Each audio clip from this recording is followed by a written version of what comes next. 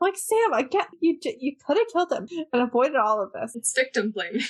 It's Got not stabbed in the Sam's fault. spine. Usually I'm like, Sam, be a good person and be extra nice. This is not one of those days. And that's really not fair. No.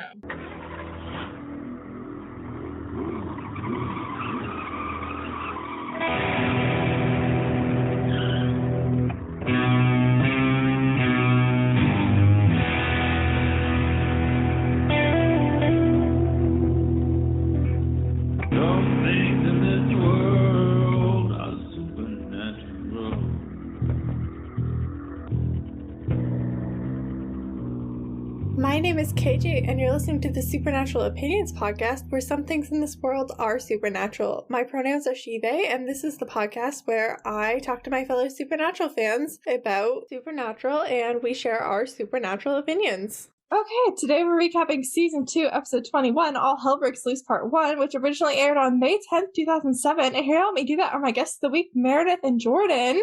Meredith, remind everyone who you are for second last time this season. Wow. Hi, my name is Meredith. My pronouns are she and her, and I'm really excited that we're almost at the end of the second season. That's a lot. Yeah, it's crazy. I don't know how we got here, but here we are. And Jordan, remind everyone who you are. I am Jordan. I am at Psychic Chick 21 on the TikTok and the YouTube and any other fan fiction website you might want to look at. And I'm just excited to be here. I can't believe we're at the end of season 2. I know, it's crazy. I had a time watching these last 2 episodes. So I'm really excited to talk about this one in particular. There's a lot going on. Yeah. This week's episode will contain spoilers for this episode and may reference previous episodes, but won't contain spoilers for later episodes of Supernatural. And this week's episode is titled All Hell Breaks Loose Part 1, and that's a reference to, I think, just the fact that a gate to hell is being opened, not even in this episode, but all hell is breaking loose in the sense that stuff is going horribly wrong for everybody. But I'm also a huge fan of the original Charmed, and the season 3 finale of Charm aired in 2001, and it had the same title, featured also the death of one of the sisters, and that feels a little relevant. Oh my gosh, I didn't even notice that. I'm a big Charm fan. I have them on DVD, just like I have Supernatural on DVD. Watch them all the time. This week's episode was written by Sarah Gamble and directed by Robert Singer. Sarah Gamble last wrote on season 2, episode 17, Heart, and we haven't had a Robert Singer directed episode in a while. His last one was season 2, episode 9, Croatoan, which Jordan was here for.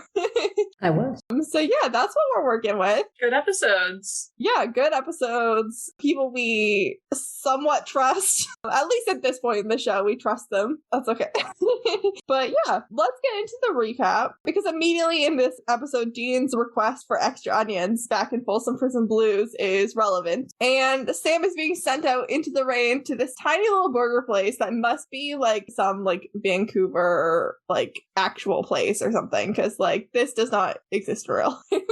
It's so cute though. And Sam will not be getting extra onions, and Dean also wants pie, as he always does. And Sam is just very over Dean Winchester. They've clearly been in the car with each other for too long, and they appear to be in the middle of nowhere, planning to be in the car together for much longer.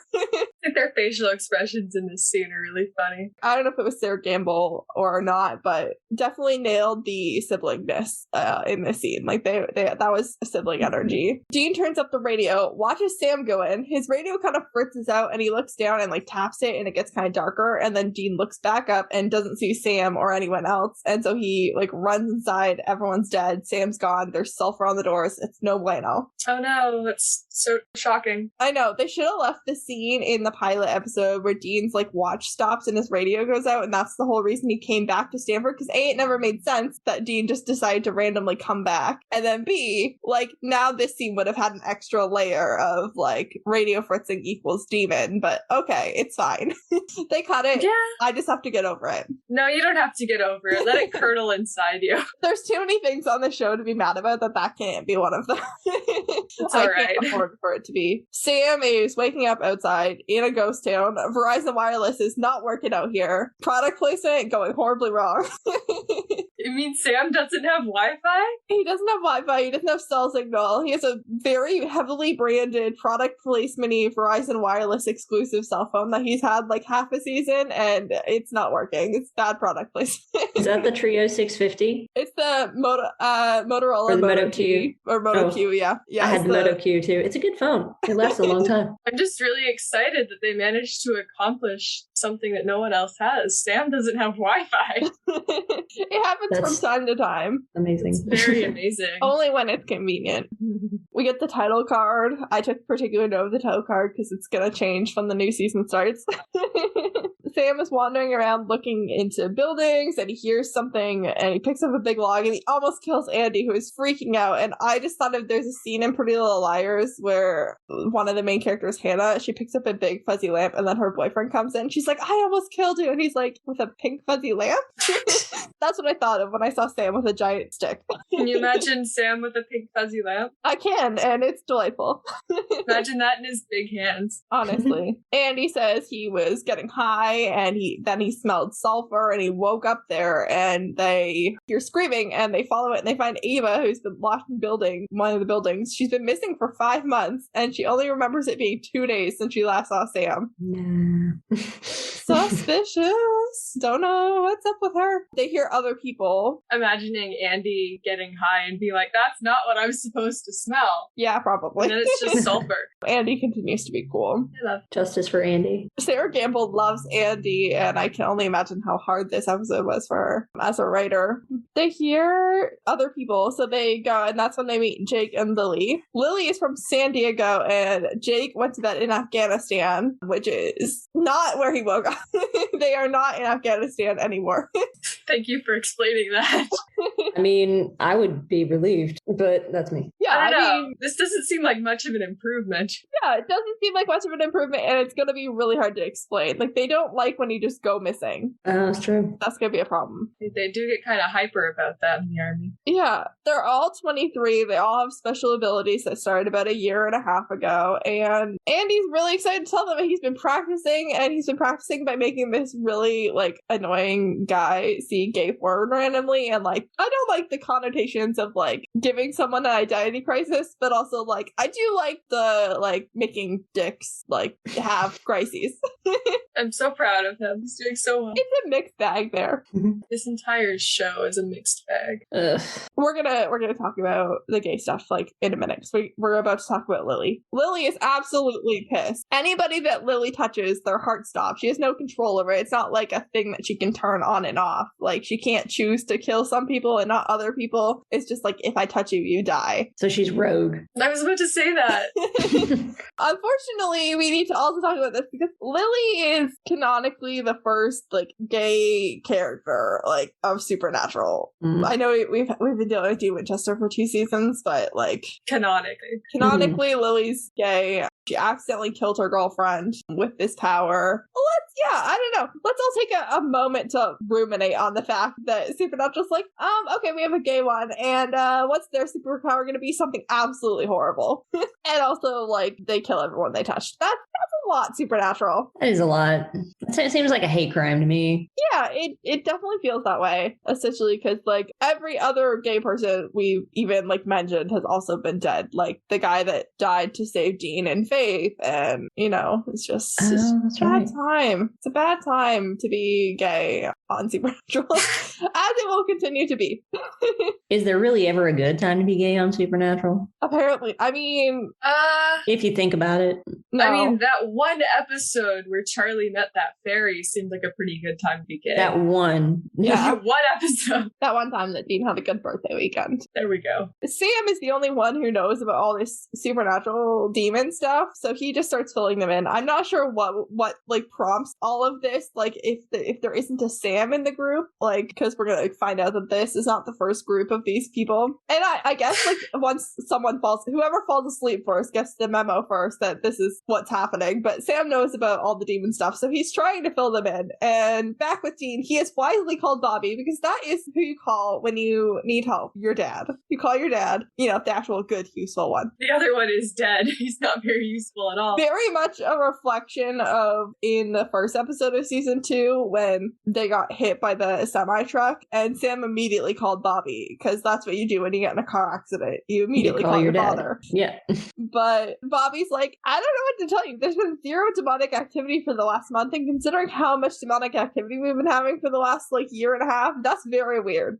Beyond weird. And that's when Ash calls. And if you're watching the show along with the podcast, here's a fun game, because before the camera pans to Ash, we see a wooden monkey in a yellow coat. Play a little I Spy with this monkey. He's just going to pop up in various sets from time to time, all the way up until the finale of the show. So just look for the monkey. Is it like a toy monkey? It's like a wooden monkey. Okay. He's I don't know, maybe 8 or 9 inches tall. He's a little monkey. He's got a little coat on. And he'll often pop up at the Roadhouse or motel front desk randomly. Yeah, fun game you can play. Good for him. Ash has no idea where Sam is. Of course, Dean already called Ash as well. I appreciate that about Dean. He's like, okay, Sam's missing. Bobby, Ash, let's track him down. Ash is like, well, I didn't find Sam, but I found something, and I'm pretty sure it will lead us to Sam, but I'm on the phone at the Roadhouse, and I don't feel comfortable talking over the phone. You need to come here, and you need to drop everything and drive to Nebraska. They abandoned Bobby's tow truck on the side of the road, which is a choice.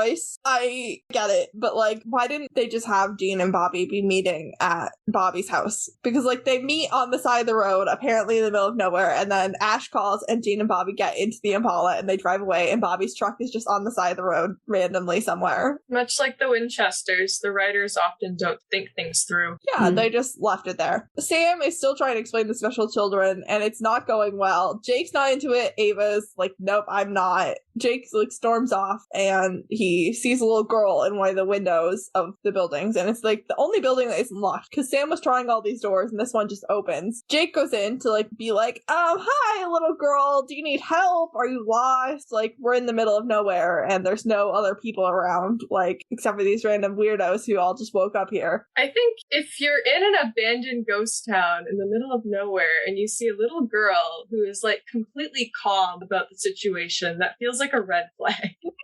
It does feel like a red flag.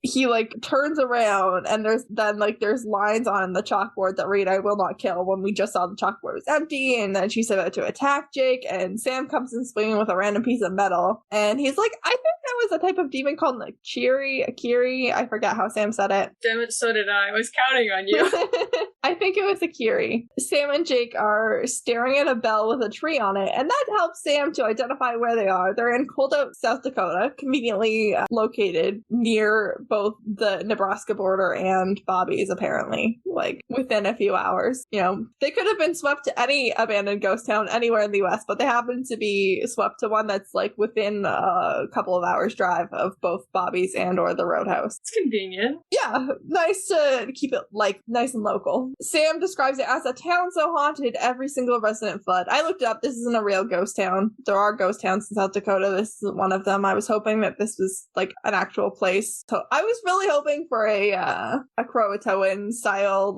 a ghost story thing where it's it's a ghost story. It's existed, but no, they just made it up. It's fine. Oh well, too bad. It happens. Lily is ready to get the fuck out of there, and I do not blame her. But Sam pulls out the Sam Whisper and the sad Sam eyes and convinces her to stay for a minute, and then she immediately books it when Sam's not looking. And Dean and Bobby arrive at the Roadhouse, only it's mostly charcoal. It's gone. I knew that. I was Googling. I was like, that place looks so familiar, and now I know why. Because my other favorite show, Psych, films in Canada, and that was Old Sonora. Oh, really? That was Old Sonora. It's the same place. It's a border town. I will never watch those episodes the same way again. It's in some other big thing too. I forgot what the set was built for. Sorry, I got excited. I feel like this set was in Heartland once also. There's an episode of Heartland where they go to a ghost town, and that is usually filmed in Alberta, but I feel like they would make a road trip for it. Oh my gosh, on Psych, the episode with this set also had Jim Beaver. Mm-hmm. It did. He was the bad cowboy. Yeah, he was. Sneaky Pete, I think his name was. Yes, Sneaky Pete, it was a fun episode. High Noonish. Roadhouse is just gone.